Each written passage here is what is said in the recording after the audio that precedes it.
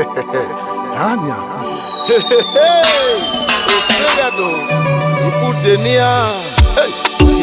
No ya se kwe ya pe, amare mao ibinafo.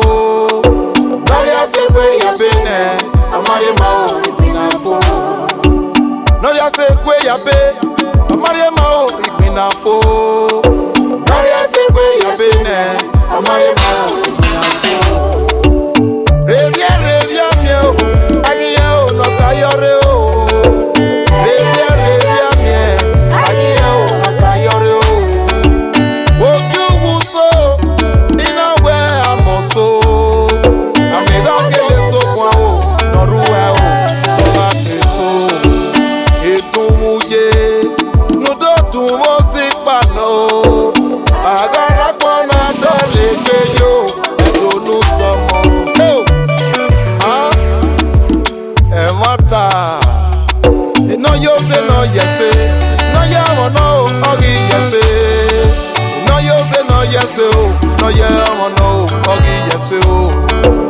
Etumuye, nudo tumo si palo, agara kwana dole peyo, edonu somo. No yase kwe yabe, amare mao igbinafo. No yase kwe yabe ne, amare mao igbinafo. No yase kwe yabe, amare mao igbinafo ne. No yase kwe yabe ne, amare mao igbinafo. Iya yi nore, omamu etoria o. Okwafia iku, pastor Magwelu mugi yana o. Idabo pe na ona na maye no gi abo. Adege mira gi na se ayo, na se gawe o.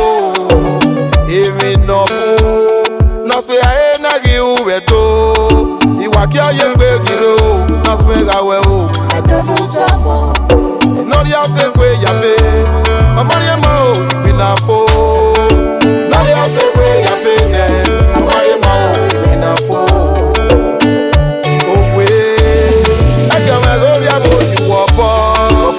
Ọmọ alábòye pé ìtẹ̀yọ̀ ẹ̀dùn ló sọmọ.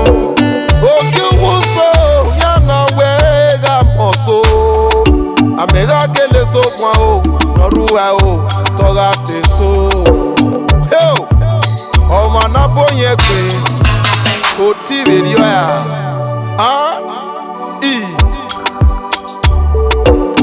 Ọ̀rẹ́ ti tán, kò má tọ́lẹ̀ o rọ̀rá lò ó.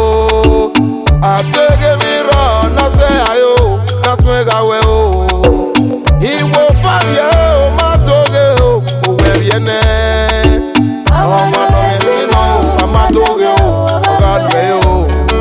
Inori ase kwe yabe amare ma o ibina fone. Inori ase kwe yabe ne amare ma o ibina fone. Afano kuna ona na mawe nukigeba o. Amare mao igbinafo. Enateno wamadore o amakweriense. Inokwere makweriense o yetore o edonu somo o. Edonu somo. E baba wogene obi gbama e ori keyi. Hey. O gba pe mo bona go madore ga pe o bona pa o.